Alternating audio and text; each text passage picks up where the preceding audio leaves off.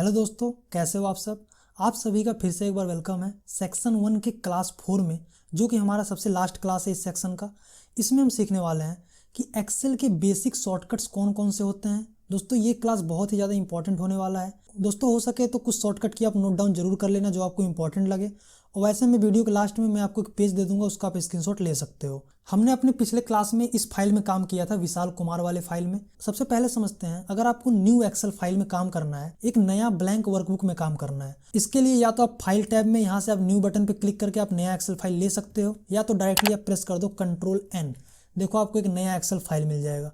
जो भी आपका नया एक्सेल फाइल होता है उसका डिफॉल्ट नेम बुक से स्टार्ट होता है, जो कि मैंने आपको प्रीवियस वाले क्लास में आपको मैंने बता रखा था। अब मैं इसको कर देता हूँ क्लोज। मैं अपने उसी पुराने वाले एक्सेल फाइल में आता हूँ। उसके बाद मैंने पिछले क्लास में 2 शॉर्टकट की मैंने और बता रखा था। क्या? Ctrl+S से फाइल सेव होता है, Ctrl+O से फाइल ओपन होता है। लेकिन एक चीज़ हमारा और होता है, क्या? जो है फाइल टैब के अंदर यहाँ पे देखो सेव एज, ये इंपॉर्टेंट है भाई। मैंने जल्दबाजी में अपने इस फाइल को विशाल कुमार नाम से सेव कर दिया, जबकि ये हमारा मान लो इम्प्लॉई का डेटाबेस है या स्टूडेंट का मार्कशीट का डिटेल है। अपनी इस फाइल को मैं स्टूडेंट मार्कशीट नाम से या इम्प्लॉई डेटाबेस नाम से, इस नाम से सेव करना है। फाइल के अंदर जो डाटा है वही रहना चाहिए, केवल फाइल का नाम चेंज हो जाए। ठीक है, फाइल का रीनेम करना है तो उसके लिए आप जो है डायरेक्टली फंक्शन की का F12 प्रेस करोगे। यहाँ पे देखो आपको सेव एज का डायलॉग बॉक्स ओपन हो जाएगा। यहाँ पे जो है आप अपने फाइल का नाम दूसरा दे सकते हो। जैसे कि मान लो मैं एग्जांपल के लिए अभी टाइम ले लेता हूँ, क्या? Employee database. मैं जैसे ही करूँगा सेव, आप यहाँ पे टाइटल बार में देखो फाइल के अंदर का डेटा वही है, लेकिन फाइल का नाम चेंज हो गया। क्या? Employee database. उसके बाद अभी के टाइम जो करंट में आपका एक्सेल वर्कबुक ओपन है, उस एक्सेल वर्कबुक को बंद करने का शॉर्टकट की होता है Ctrl+W।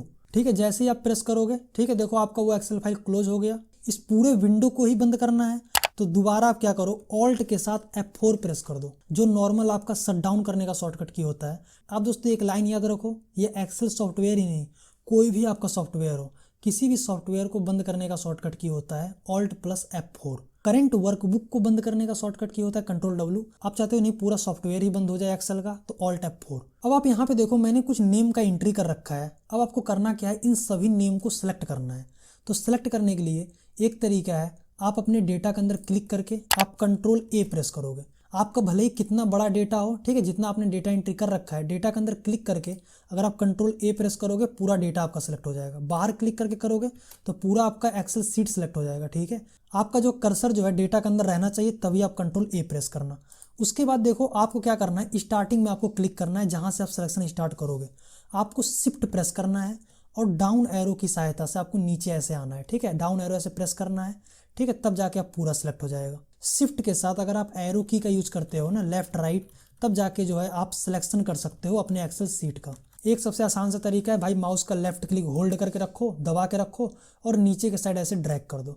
ठीक है, इस टाइप से आप एक सिलेक्शन कर सकते हो। अब सेलेक्ट करने के बाद अगर आपको अपने डेटा का करना है कॉपी, तो आप क्या करोगे, Ctrl+C से आप कॉपी कर लोगे, या यहाँ पर भी ऑप्शन दे रखा है। कॉपी करने के बाद बाहर आप क्लिक करना जहाँ पे आप इसका कॉपी ले जाना चाहते हो। उसके बाद आप प्रेस कर दोगे Ctrl+V, पेस्ट करने का शॉर्टकट की होता है। आपको देखो यहाँ पे एक लाइन चलता हुआ दिख रहा है, मतलब ये डेटा अभी तक कॉपी है। दोबारा अगर पेस्ट करोगे ना, ये आपका देखो यहाँ पे पेस्ट होता जाएगा। ठीक है, आप चाहते हो नहीं अब वो कैंसिल हो जाए, अब ये दोबारा मैं Ctrl+V करूँ, पेस्ट करूँ तो पेस्ट ना हो, तब क्या करो, इसको कैंसिल करने के लिए, किसी भी कमांड को कैंसिल करने के लिए आप स्किप बटन यूज करोगे। देखो कैंसिल हो गया। ठीक है, अब अगर आप Ctrl+V प्रेस करोगे तो ये हमारा वर्क नहीं करेगा। मैं क्या करता हूँ, इनको सेलेक्ट करके डिलीट कर देता हूँ। ठीक है, डिलीट बटन प्रेस कर दिया, दोबारा इसको सेलेक्ट करता हूँ। अगर मुझे इसको यहाँ से कट करके, ठीक है, यहाँ पे रखना है तो Ctrl+X, कट करके यहाँ पे कर दो आप पेस्ट। ठीक है, पेस्ट करने का वही दोबारा हमारा शॉर्टकट की है क्या, Ctrl+V, या आप नॉर्मल यहाँ से भी तीनों का यूज आप कर सकते हो। उसके बाद कट और कॉपी करने का मैं 2 और आसान तरीका आपको बता देता हूँ। सबसे पहले आप ऐसे सेलेक्ट कर लेना, अब कर्सर को ले जाना ये लाइन पे। ठीक है, इस लाइन पे आप कहीं भी ले जाना, इस लाइन के आप लेफ्ट या राइट या ऊपर नीचे, ठीक है, कहीं भी ऐसे ले आना। अब ध्यान से देखो कर्सर चेंज हो रहा है। जब इस टाइप से आपका कर्सर हो जाए ना, ठीक है, तब क्या करना, कंट्रोल प्रेस करके रखना, तब जाके इसको ऐसे ड्रैग करना। देखो इसका एक कॉपी बन जाएगा। क्या? ऐसे ले जाना, सबसे पहले माउस ऐसे ले जाना, फिर कंट्रोल होल्ड करना, तब जाके ऐसे ड्रैग कर लेना। ठीक है, मैं इसको डिलीट कर देता हूँ। और अगर आप चाहते हो नहीं कट करके ले जाना है तो कंट्रोल प्रेस करने की जरूरत नहीं है, केवल यहाँ पे आप कर्सर ले जाओ, ड्रैग करके आप कहीं भी ऐसे ड्रॉप कर दो। ठीक है, ड्रैग एंड ड्रॉप करना है, ऐसे ड्रैग करके वहाँ जाकर छोड़ दो आप।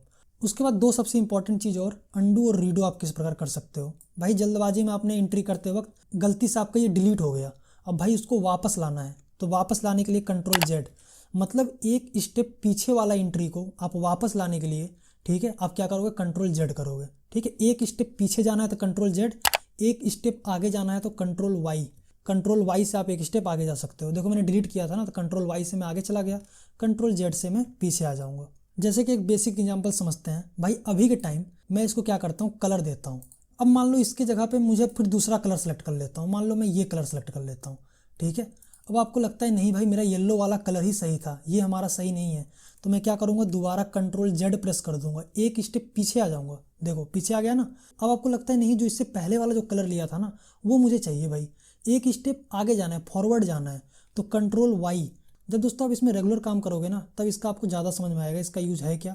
ठीक है, आपने ये कलर दे दिया, अब यहाँ पे भाई दूसरा कलर ले लो आप। उसके बाद सबसे लास्ट और इम्पॉर्टेंट शॉर्टकट, मैं किसी और एक्सेल फाइल को यहाँ से ओपन कर लेता हूँ। जो हमारा पिछला था क्या, एम्प्लॉय डेटाबेस था, है ना। देखो एक फाइल ये है और एक फाइल इसके पीछे है। अब मुझे दो एक्सेल फाइल में या एक से ज़्यादा आपके पास एक्सेल फाइल पीछे ओपन है, उसमें आपको जंप करना है, तो आप क्या करोगे, ऑल्ट टैब करोगे। देखो ऑल्ट टैब से इस फाइल में आ गए। आप यहाँ पे देखो टाइटल बार में दोबारा ऑल्ट टैब करो, देखो आप नए वाले एक्सेल फाइल में आ गए, बुक 1 में। मतलब दो एक्सेल फाइल में अगर आपको जंप करना है तो आप ऑल्ट टैब करोगे, या आप विंडो टैब की सहायता से आप चेक कर सकते हो पीछे कौन कौन सा आपका फाइल ओपन है। ठीक है, कौन कौन सा एक्सेल सॉफ्टवेयर का फाइल ओपन है, डायरेक्टली आप यहाँ से भी क्लिक करके आप ऐसे जंप कर सकते हो। ठीक है, उम्मीद है दोस्तों आपको सेक्शन 1 के अंदर जितनी भी क्लास थे कंप्लीट समझ में आ गए होंगे। इसके बाद आपको देना है टेस्ट, जिसमें आपको 10 क्वेश्चन पूछे जाएंगे। ठीक है, इसी सेक्शन में से जो जो आपने सीखा है इसी में से आपको क्वेश्चन आएंगे। ठीक है, उसमें से दोस्तों आपको आंसर देने हैं, जिससे कि आपने इस चारों क्लास से जो जो आपने नॉलेज लिया उसका आप टेस्ट कर सकते हो। ठीक है, फिर मिलते हैं सेक्शन नंबर 2 में, तब तक के लिए जय हिंद।